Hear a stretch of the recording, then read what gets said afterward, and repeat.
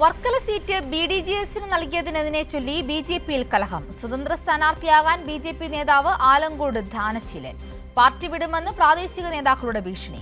LDF സ്ഥാനാർത്ഥി V. ജോയിയെ പരാജയപ്പെടുത്താൻ UDF സ്ഥാനാർത്ഥിക്ക് വോട്ട് ചെയ്യണമെന്നും ആഹ്വാനം. പ്രാദേശിക നേതാക്കളുടെ ശബ്ദരേഖ കൈരളി ന്യൂസിന്. ഹലോ, നിങ്ങൾ ഇങ്ങനെ ഈ ഗ്രൂപ്പിൽ കിടന്ന് ഈ സംസാരിക്കാതെ നിങ്ങൾ ഒരു കാര്യം ചെയ്യുക. എല്ലാം കൂടെ ഒറ്റക്കെട്ടായി നിന്നിട്ട് ജോയിയെ തോൽപ്പിക്കുക. ജോയി തോൽപ്പിക്കാൻ എന്താണ് മാർഗം എന്നുള്ളത് ആദ്യം ചിന്തിക്കുക. ആ മാർഗം കഹാറിനെ ജയിപ്പിക്കുക.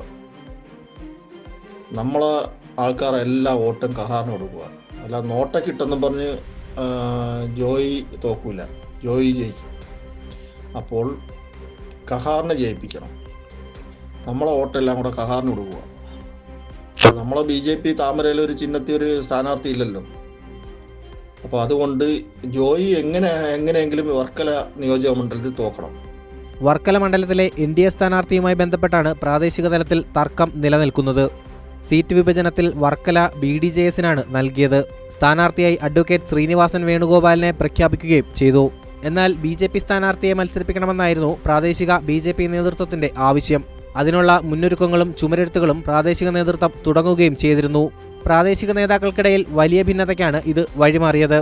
നിലവിൽ സ്വതന്ത്ര സ്ഥാനാർത്ഥിയായി BJP നേതാവ് ആലങ്കോട് ദാനശീലൻ മത്സരിക്കണമെന്നാണ് പ്രാദേശിക നേതൃത്വത്തിന്റെ തീരുമാനം.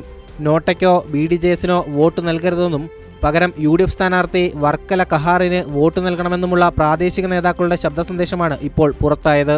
വർക്കല LDF സ്ഥാനാർത്ഥി V. ജോയിയെ തോൽപ്പിക്കണമെന്നും ശബ്ദ സന്ദേശത്തിലുണ്ട്.